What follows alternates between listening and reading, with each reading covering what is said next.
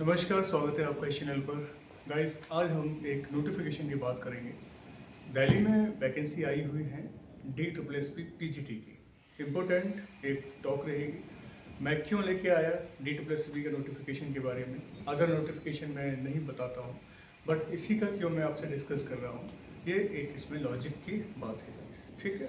क्योंकि इसमें देखा जाए कई सारे कैंडिडेट्स जो ऑलरेडी तैयार बैठे थे वो बाहर हो चुके हैं। DSSP एक अच्छा ऑर्गेनाइजेशन है और अच्छी जॉब है दिल्ली के अंदर, जिसकी अच्छी तैयारी है। पोस्ट ग्रेजुएट लेवल पर एक पेपर होता है जिसमें ग्रेजुएशन का, पीजी का, 12th का, है ना, एनसीईआरटी लेवल से पूछा जाता है। और जिन बच्चे की तैयारी अच्छी थी, क्योंकि ऐसे कैंडिडेट जिनकी तैयारी बढ़िया हो जाती है उनकी एज भी ज़्यादा हो जाती है गाइस। ऐसा नहीं किसी ने पीजी किया, बीएड किया और वो डायरेक्ट DSSP क्रॉस कर देगा, इम्पॉसिबल। वो रेयर होता है कि भाई 1000 में से एक बच्चे ने क्रॉस कर दिया, क्योंकि इतने वो मैच्योर नहीं होते। पीजी बीएड करके, पीजी करना है फिर बीएड करना है, हंसी हंसी में पीजी बीएड हो जाता है और फिर वो आगे जाके 1-2 साल तैयारी करते हैं, फिर फाइनली फिर वो आगे बैठते हैं किसी एग्ज़ाम्स में। प्रैक्टिस सेट लगाते हैं, है ना, प्रीवियस ईयर क्वेश्चंस लगाते हैं, ग्रुप डिस्कस करते हैं, कई सारे चैनल के माध्यम से तैयारी करते हैं, फिर वो एग्ज़ाम्स की तैयारी कर कर फाइनली वो एग्ज़ाम में बैठते हैं। क्या बैठने से एक बार में हो जाता है? नहीं हो पाता है, 2 से 4% बच्चों का हो जाता है, ठीक है। तो जो कैंडिडेट बार बार एग्जाम में फेल होकर उनकी एज ज़्यादा हो जाती है और एक्सपीरियंस ज़्यादा हो जाता है, अर्थात उनके पास तैयारी मतलब बहुत अच्छी हो जाती है उस लेवल पर, और वो फाइट करना चाहते हैं, ठीक है।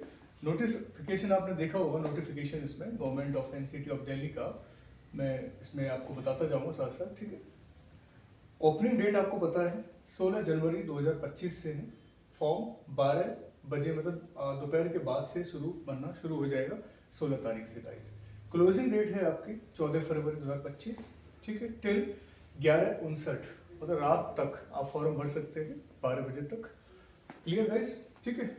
अब यहाँ पर एज का बहुत बड़ा फैक्टर यहाँ पर इस सरकार ने रख दिया है, दिल्ली गवर्नमेंट ने गाइस, ठीक है।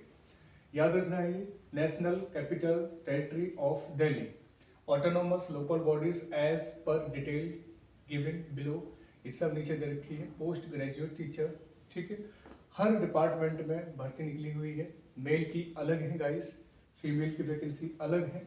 पे लेवल आप देख सकते हैं 8 है, मतलब अच्छी खासी इसमें सैलरी बनती है अगर पीजीटी सिलेक्ट होते हैं, ठीक है। बाकी सारी आप देख सकते हैं, बस मेरी नॉर्मल 15-16 मिनट का वीडियो रहेगा। मैं जो चीज़ पे बात करना चाहूँगा वो एज पे बात करना चाहूँगा, और बच्चे के जो एक्सपीरियंस जिसने इकट्ठा किया है, जिसकी एक एज होती है कि वो 25 साल तक तो बेचारा पीजी प्लस बीएड कर पाता है, देन 2-3 साल वो अपनी तैयारी में निकाल देता है, तो वो 28-29 साल का तो वैसे ही हो जाता है। और दिल्ली गवर्नमेंट ने जो एज रखी है यहाँ पर वो बहुत ज़्यादा मतलब कम कर रखी है, 30 साल कर रखी है। तो ये 30 साल बहुत मतलब कम है अगर देखा जाए इस हिसाब से। तो एज जो है, मैं आप यहाँ पर डिस्कस करना चाहूँ तो एज जो है यहाँ पर वो 30 ईयर्स कर रखी है गाइस, ठीक है। तो 30 ईयर्स एज कम है, 30 मैक्सिमम 30 एज कर रखी है, जो कि प्रॉब्लम क्रिएट कर रहा है विद्यार्थियों के लिए और दिक्कत का सामना करना पड़ रहा है ऐसे विद्यार्थियों के लिए जिन वो चाहते हैं कि एज जो है एक्सटेंड होती तो बेस्ट होता, लेकिन ऐसा कुछ नहीं हुआ। एज का ही प्रॉब्लम यहाँ पे सबसे ज़्यादा फैक्टर बनता है, क्योंकि जो कैंडिडेट ऑलरेडी पीजीटी के लिए अप्लाई करते हैं वो ऑलरेडी 28 के हो जाते हैं तैयारी करते करते। अब कंफर्म भी नहीं है कि भाई वो आगे इस वैकेंसी के लिए एलिजिबल है या नहीं है, प्रॉब्लम है, ठीक है। पहले क्या होता था 35 तक ये कम से कम एक क्राइटेरिया रखते थे इसका। बीच में फिर इन्होंने इनकी कमेटीज बैठी, समिति बैठी, उनके बाद फिर ये एज का क्या है इनका ये एलिमिनेट किया इन्होंने और इनेक्टेड कर दिया 30 एज का। तो जो बाहर के बच्चे हैं, बाहर के जो कैंडिडेट हैं तैयारी करते हैं, जो यूआर में है ना, और ओबीसी जो बाहर के हैं, और बाकी जो एसटी बाहर के हैं, लेकिन जो एससी बाहर के हैं वो वहाँ पर दिल्ली सरकार में एससी काउंट किए जा रहे हैं, ठीक है। वो फाइट कर सकते हैं, यूआर में भी कर सकते हैं फाइट, और वो ऐसी कैटेगरी में फाइट कर सकते हैं, ठीक है। बस प्रॉब्लम किसकी क्रिएट आ रही है? यूआर की आ रही है। अब यूआर में प्रॉब्लम क्या आती है कि भाई साहब अनरिजर्व कैटेगरी के हैं। अगर ये अनरिजर्व कैटेगरी दिल्ली के होते दिल्ली की होती तो ऐसा कोई प्रॉब्लम नहीं होती, उनको पूरी सुविधा मिलती है ओबीसी, एसटी, एससी और यूआर की। बट अगर ये आउटर स्टेट के हैं, ठीक है, आउटर के हैं, तो यहाँ पर प्रॉब्लम आ रही है मैक्सिमम कैंडिडेट्स को। मैं आपको बता दूँ कि हर साल जो है 1 लाख के समथिंग, 1 लाख के समथिंग पीजी पास बच्चे हो जाते हैं। अब सोचिए 1 लाख बच्चे पीजी पास कर लेते हैं, ये बहुत बड़ी बात है, सोचिए गाइस। अब उनके लिए अब पीजी पास हो गए, फिर ये प्लस में क्या करते हैं, बीएड करते हैं या डीएलएड करते हैं कि भाई सब नौकरी लेनी है, क्योंकि बहुत संघर्ष है, बहुत सारा कंपटीशन है मार्केट के अंदर। फिर ये तैयारी करके और फिर इसके बाद प्लस सी टेट भी पास करते हैं बेचारे, टेट भी देते हैं। सोचिए इसमें भी इनको 1-2 साल लग जाती है, 1 से 2 ईयर्स पास करने में। किसी किसी का निकलता है, किसी से नहीं निकलता है ना। तो मैंने तो मैक्सिमम 2 साल ही लिया है यहाँ पर, है ना, दिख रहा है आपको सारी चीज़ें। तो सोचिए इतना सारा संघर्ष करने के बाद भी बच्चा 28 से 30 के बीच में इतना हो जाता है। और दिल्ली सरकार ने ऑलरेडी, सरकार जो गवर्नमेंट है उसने एज का क्राइटेरिया दिया 30 साल। तो इस पर भी क्या है, कई सारे बच्चे जो है, जैसे कि बिहार में, राजस्थान में, उत्तर प्रदेश में काफ़ी बच्चे बवाल करते हैं, अपनी बातें मनवाते हैं सरकार से, है ना। जैसे यूपीपीसीएस की डेट रख दी थी 2 दिन के लिए, तो 1 दिन में बच्चों ने हल्ला कर घेराव किया विधानसभा का, सचिवालय का, तो फिर डेट भी इनको एक ही दिन में करनी पड़ी। तो बहुत सारे इश्यूज है। तो अगर ये बच्चे दिल्ली वाले, तो कोई दिक्कत ही नहीं, अगर बाहर वाले चाहें तो वो अपना प्रोटेस्ट कर सकते हैं कि 30 को 35 कर सकते हैं। 35 तो बढ़नी ही चाहिए एज जो है, मतलब मौका सबको मिलना चाहिए। बेरोजगारी स्थिति बहुत ज़्यादा बढ़ती जा रही है, चरम सीमा पर है गाइस। तो सबसे बड़ा मुद्दा यहाँ पर 30 साल के जो बच्चे हैं उनके लिए आ रहा है यहाँ पर गाइस, ठीक है। तो ये सारी चीज़ें मैं आपको बताऊंगा, बाकी नोटिफिकेशन में मैं सारी चीज़ें आपसे डिस्कस करूंगा गाइस। और यहाँ सीटें भी गाइस देखा जाए तो अलग अलग दे रखी है। पीजीटी हिंदी की, पीजीटी हिंदी फीमेल में सबके अलग हैं। पीजीटी हिंदी कॉमन में निकली है ना। इसमें मेल फीमेल दोनों भी अप्लाई कर सकते हैं, दोनों, जो कि कई बार कई स्टूडेंट्स की भी क्वेरी आ जाती है, सर क्या अलग अलग वैकेंसी हैं या फिर एक ही है। तो जहाँ कॉमन हो रही है, जब यहाँ कॉमन है तो कॉमन के लिए बच्चे यहाँ पर ट्राई कर सकते हैं, ठीक है। लेकिन यहाँ पर क्या है, no requirement received till date, मतलब कोई भी रिक्वायरमेंट उस डेट तक रिसीव नहीं हुई है, मतलब कुछ भी इसमें अभी कमेटी ने कोई भी फैसला नहीं लिया गया है उस अंतिम डेट तक। तो पीजीटी हिंदी में कोई यहाँ पर वैकेंसी नहीं दिख रही है, याद रखना है। पीजीटी मैथ में वैकेंसी है, आप देख सकते हैं, कैटेगरी वाइज है, 10 है, ओबीसी 7 है, एसटी की नहीं है कोई भी, ईडब्ल्यूएस की टोटल 21 वैकेंसी है। मैथ फीमेल में आप देख सकते हैं 10 वैकेंसी है गाइस, ठीक है। पीजीटी मैथ्स में आप देख सकते हैं, ठीक है। अब यहाँ क्या नो मतलब रिक्वेशन है रिसीव्ड टिल डेट, ठीक है। मतलब कोई भी यहाँ पर अभी जो मेमोरेंडम है वो यहाँ पर डिसाइड नहीं किया गया इस अंतिम डेट तक। तो आगे देखिए, फिजिक्स की है, मेल की है, पीजीटी फिजिक्स की है, पीजीटी केमिस्ट्री की है, ठीक है। मतलब अलग अलग आपको मेल फीमेल में फाइट यहाँ पर दिखने को मिल रहा है। जो कॉमन वैकेंसी है उस पर किसी प्रकार का कोई फैसला नहीं लिया गया है गाइस, देख सकते हैं आप डाउनलोड कर सकते हैं डायरेक्टली, क्योंकि ये कोई ज़्यादा, आप सरकारी रिजल्ट पर जाकर अपना डाउनलोड कर सकते हैं, कोई इशू नहीं है, ठीक है। लास्ट डेट क्या है, कौन सी वेबसाइट पे आपके जाके चेक करना है, क्योंकि मैक्सिमम ग्रामीण लोग के बच्चे होते हैं वो नहीं जान पाते, वो अपना साइबर कैफे पे जाकर फिल कराते हैं। तो प्लीज़ अपने लैपटॉप पे फिल कर सकते हैं, मोबाइल पे फिल कर सकते हैं, ठीक है। DEET+B online.nic पे जा सकते हैं। लास्ट डेट आपकी 14 फरवरी है गाइस, याद रखना है, ठीक है। और इम्पोर्टेंट नोट्स क्या है, only online applicants will be accepted, ठीक है। जो भी फॉर्म्स हैं वो सब कुछ क्या ऑनलाइन ही एक्सेप्ट होंगे। Applicants received by post by hand by email will not be accepted, किसी प्रकार से वो एक्सेप्टेड नहीं होंगे। विल बी समराइज रिजेक्टेड, वो क्या हो जाएंगे, पूरी तरह से रिजेक्ट कर दी जाएंगी। No correspondence will be entertained in this regard. Clear guys. तो ये छोटी छोटी बातें हैं जो आपको यहाँ पर बता दी गई हैं, ठीक है। अब अलग अलग से एक एक सब्जेक्ट के बारे में हम डिस्कस कर रहे हैं, क्या क्या मास्टर डिग्री होनी चाहिए, क्या नहीं है, वो सारे रिक्वायरमेंट आप देख सकते हैं, ठीक है। कि मास्टर डिग्री मैंने बताया था आपको, अगर करना है तो आपको इसमें क्या एमए होनी चाहिए। सपोज हिंदी है तो एमए करना जरूरी है आपको, प्लस में आपको बीएड की जरूरत पड़ रही है यहाँ पर, ठीक है। बीएड भी जरूरी है, लिखा हुआ है ना, और भी ये बीएड लिखा हुआ है। तो ये सारी चीज़ें आपको चाहिए और फिर आप एलिजिबल हो सकते हैं पीजीटी पोस्ट के लिए गाइस, ठीक है। ऐसा सब में है, फॉर्मा में सब कुछ इसमें दे रखा है। डिजरेबल मेल है, एसेंशियल डिजरेबल सारी कुछ भी मतलब एक्सपीरियंस कोई नहीं मांगा रखा है यहाँ पर, याद रखना है। ग्रुप भी पोस्ट है, सेंट्रल सर्विस है, बट नॉन ग्रेजुएट पोस्ट है, याद रखना। अब यहाँ एज की जो प्रॉब्लम मैं आपको बता रहा था, इसमें एज की आप देखिए, not exceeding 30 years, relaxation for government services up to 5 years in ordinance with the instruction और orderly issued by the central government. मतलब उनके लिए रिलैक्स मिल रहा है जो ऑलरेडी सेंट्रल गवर्नमेंट में या स्टेट गवर्नमेंट में एम्प्लॉय हैं, तो उनको 30 प्लस यहाँ पर 5 हो जाएगा, 35 उनके लिए हो रहा है यहाँ पर।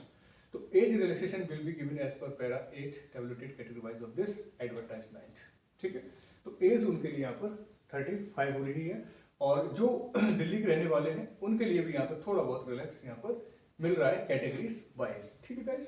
सेम देख सकते हैं आप यहाँ पर भी, ठीक है, प्रोवाइड हो रखा है। और एज की वही है सेम, जो ऊपर जो था सर्कुलेट मैसेज, वो भी सब कुछ यहाँ पर दे रखा है। अब हम नेक्स्ट नीचे की बात कर लेते हैं जहाँ पर, ठीक है, बात ये जो सब्जेक्ट वाइज आपने फिल किया फॉर्म, प्लीज़ वो अपना यहाँ पर रीड कर लें एक बार ध्यान से, ठीक है। मैं स्क्रॉल कर रहा हूँ क्योंकि जो बच्चे फॉर्म कौन कौन भर सकते हैं, जिनकी एज का डाउट है, उस पर मैंने यहाँ पर डिस्कस किया है गाइस, ठीक है। हर सब्जेक्ट में है वैकेंसी, ऐसा कोई इशू नहीं है कि सब्जेक्ट नहीं है। बायोलॉजी में भी पोस्ट है ना, आप देख सकते हैं सारी जो एलिजिबिलिटी है, आप उसमें पोस्ट ग्रेजुएशन और बीएड मांग रखा है, ठीक। पोस्ट ग्रेजुएशन और बीएड यहाँ पर आपको दिख रहा है, ओके गाइस। तो ये बहुत सारी वैकेंसीज यहाँ पर आपको देखने को मिल रही है, ठीक है। ये सारे इंस्ट्रक्शन है, आप इसमें और सिलेबस आप देख सकते हैं यहाँ पर। सिलेबस भी मेजर जो है रोल प्ले करता है आपका, ठीक है गाइस। टायर 1 है जिसमें आपको मेंटल एबिलिटी टेस्ट है ना, रीजनिंग है, यहाँ पर आप देख सकते हैं। ये मेंटल एबिलिटी टेस्ट है, रीजनिंग है, जनरल अवेयरनेस है, इंग्लिश लैंग्वेज कॉम्प्रिहेंशन है, हिंदी लैंग्वेज है, न्यूमेरिकल एप्टीट्यूड डेटा इंटरप्रिटेशन है। 5 कैटेगरीज में क्वेश्चन पूछे जाएंगे, याद रखना। ग्रांड टोटल 300 नंबर का है, 300 क्वेश्चन पूछे जाएंगे, याद रखना है। और एग्जाम ड्यूरेशन 300 का है। तो टायर 1 का है, ठीक है। एक ही दिन में पेपर होता है, याद रखना। 1 डे का होता है, 1 डे एग्जाम्स होते हैं, 1 डे पेपर होगा, याद रखना है। 1 डे पेपर होगा, एक दिन का पेपर है ये। टायर 1 भी ले लिया जाएगा, टायर 2 भी ले लिया जाएगा। बैंक की तरह नहीं है कि यहाँ पर प्रॉब्लम आएगी आपको, ठीक है। तो ये सेक्शन आप रेडी कर लेना, ओके गाइस। यहाँ देख सकते हैं total marks 200। Section second MCQ pertaining to post graduation qualification teaching methodology requirement for the post, ठीक है। 200 क्वेश्चंस, मतलब जो सेक्शन 2 में रहेगा वो आपका 200 क्वेश्चंस होंगे और 200 मार्क्स के होंगे, वो सब्जेक्ट से रिलेटेड होंगे, ठीक है। जो भी आपने पोस्ट ग्रेजुएशन में जो भी सब्जेक्ट से किया है उससे रिलेटेड यहाँ पर मतलब आपके क्वेश्चंस पूछे जाएंगे। 200 क्वेश्चंस होंगे और 200 मार्क्स के होंगे गाइस, डन। बाइलिंगुअल पेपर होगा, हिंदी में भी होगा, इंग्लिश में भी होगा, क्लियर है गाइस, ठीक है। जो जो मेन पॉइंट है वो तो याद रखना है, ठीक है। ऑब्जेक्टिव टाइप के क्वेश्चंस होंगे, याद रखना है। और बहुत हिसाब से काम करना पड़ेगा क्योंकि यहाँ पर there will not be any minimum qualifying marks in section 1। पहले क्या होता था, क्वालिफाइंग मार्क्स होता था, बट अब क्या किया गया है कि कोई भी किसी भी तरह की क्वालिफाइंग मार्क्स जो है नहीं रखा गया है सेक्शन 1 में, ठीक है। पहले क्या होता था, रीजनिंग में, एप्टीट्यूड में, मैथ में, इंग्लिश में, जनरल अवेयरनेस में अलग अलग क्राइटेरिया में पास होना जरूरी था। लेकिन अब 2-3 साल से क्या हुआ, कोई भी मिनिमम क्वालिफाइंग जो मार्क्स है वो there will not be acceptable, मतलब है नहीं, हो गई नहीं, याद रखना है। However, combined aggregate marks of both section 1, section 2, ठीक है। सेक्शन 1, सेक्शन 2 को मतलब एक तरह से उनके बिहाफ पर ही मेरिट लिस्ट जो है तैयार होगी, याद रखना है। इंपॉर्टेंट है यार पॉइंट ये। There is no provision of reevaluation, rechecking of answer sheets. अगर आपको लगता है कि आपके साथ नाइंसाफी होती है तो इसका कोई भी जो है प्रोविजन डीएसएसबी ने नहीं बनाया है। कोई भी री एवैल्यूएशन नहीं होगा, रीचेकिंग नहीं होगी पेपर की, ठीक है। इसलिए जो भी आंसर की डालते हैं लोग, ये कोई भी दिक्कत आती है ना, तो वो आप अपनी सोच समझ के आयोग में सबमिट करवाएं। अपना कोई प्रॉब्लम है कोई क्वेश्चन से रिलेटेड, ठीक है, तो आपको दिक्कत है DSSSB में आप ऑनलाइन अगर वो पोर्टल खोलेंगे ऑब्जेक्शन का तो आप कर सकते हैं। वैसे खोलती तो है नहीं, कहते हैं हम फेयर काम करते हैं, तो डिपेंड करता है फेयर कितना होता है इनके बीच में, ठीक है। ऑनलाइन पेपर होगा, याद रखना, okay guys. Mode of selection है ये सारे इंस्ट्रक्शन है, पढ़ लेना आप इसमें कैसे कैसे मोड ऑफ सिलेक्शन है। ठीक है गाइस, क्योंकि मेरिट लगेगी, कई सारे बच्चे अपीयर होंगे और अपीयरेंस में भी बहुत सारी चीज़ें देखी जाती हैं। अब यहाँ देख लिया, अब लिख रखा है यहाँ पर ऑलरेडी ये सारी चीज़ें कि जो सिर्फ ओबीसी जो बच्चे हैं यहाँ पर है ना, वो कैंडिडेट क्या है, दिल्ली गवर्नमेंट के द्वारा लेटर ऑर्डर नंबर इतने इतने से लेकर इतने इतने तक will be given the benefit of reservation, उनको ही मिलेगा, याद रखना। बाहर के ओबीसी वालों को जनरल यहाँ पर काउंट किया जा रहा है। ठीक है गाइस, यहाँ लिखा हुआ है OBC outside candidate will be treated as a unreserved candidate and they must apply under UR. अगर वो अप्लाई करें तो यूआर कैटेगरी के अंडर में वो अप्लाई कर सकते हैं। दिल्ली वाले बच्चे हैं ओबीसी के, तो वो अपना कास्ट सर्टिफिकेट यहाँ पर शो करेंगे, याद रखना है। ठीक है गाइस, ये सारी बातें लिखी हैं। ओबीसी सर्टिफिकेट इशूड ए कॉम्पिटिटर, ये सारी इंफॉर्मेशन है। तो जिन कैंडिडेट का अगर हो चुका है, वो भी दिल्ली वाले हैं, तो अपना फिल कर सकते हैं आराम से, कोई दिक्कत नहीं उनके लिए। और जो बाहर वाले हैं प्लीज़ वो यूआर में काउंट कर लिए जाएंगे। क्लियर गाइस, तो यहाँ पर candidate belong to SC ST OBC who is selected in the same standard as applicable unreserved category candidate and who appeared in the combined merit list, याद रखना है। ठीक है, कंबाइंड मेरिट लिस्ट में count किए जाएंगे, उनको ट्रीट किया जाएगा मेरिट लिस्ट में। Such candidate is adjusted against and reserved according to the reservation roster. SC ST OBC candidate who are selected on the same standard applicable, याद रखना। बहुत वर्ड्स इसमें लिखे हुए हैं, सारी चीज़ें आप देख सकते हैं। ठीक है, आप सब कुछ इसमें पढ़ लीजिए, सारी चीज़ें परफॉर्मा में मेंशन है गाइस। डन। ठीक है, अब यहाँ देख लीजिए, जो मैं जो बात कर रहा था यहाँ पर SC ST के लिए जो वहाँ के हैं 5 साल, OBC की 3 साल।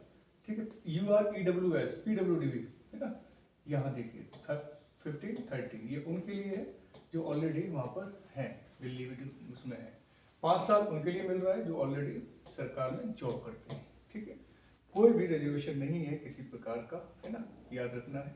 यहाँ स्पष्ट दे रखा है, महिलाओं का भी कुछ भी नहीं दे रखा। आप सोच रहे हैं महिलाओं का भी है, कोई भी महिला के लिए यहाँ पर ऊपर रिजर्वेशन नहीं कर रखा है। इसलिए जो भी तैयारी कर रहे हैं सोच समझ करें, बहुत ज़रूरी है, क्योंकि दिक्कत है, मालूम है, प्रॉब्लम्स हैं, दिक्कत का सामना हमारे स्टूडेंट बहुत कर रहे हैं गाइस।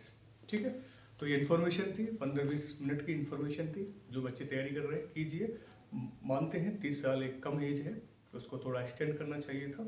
ये बहुत दुर्भाग्य की बात है कि बच्चे ओवर एज हो रहे हैं, है ना। कई वैकेंसियाँ कोर्ट में फंसी हुई हैं, वहाँ भी लड़ रहे हैं बच्चे, प्रोटेस्ट कर रहे हैं, बहुत इश्यूज़ हैं। तो सरकार इन बातों को समझे। ठीक है गाइस, अपना हिसाब किताब अपने पास रखिए, जितनी भी तैयारी आपने की है। और आगे कोई स्टेट अगर आपको रिजर्वेशन देना चाहती है, कहीं 30 साल और 35-40 भी मांगते हैं, तो वहाँ स्टेट में आप डाल सकते हैं। ठीक है, प्रोटेस्ट करना चाहें तो आप प्रोटेस्ट कर सकते हैं, ऑफिशियल लेटर लिखना चाहें, एप्लीकेशन लिखना चाहें तो दिल्ली सरकार को आप भेज सकते हैं। सजेशन लेटर लेफ्टिनेंट गवर्नर हैं विनय सक्सेना जी, वहाँ तक वो आपकी बात पहुँचाएंगे। ठीक है, बच्चे पहुँचाएंगे उनकी बात, और वो आगे फॉरवर्ड करेंगे गाइस। ठीक है, क्योंकि प्रोसेस लंबा है, हो सकता है हो भी जाए, एज जो आगे बढ़ जाए। ठीक है, चलिए, छोटी सी इन्फॉर्मेशन थी, अच्छी लगे शेयर करना, लाइक करना। नमस्कार, जय हिंद।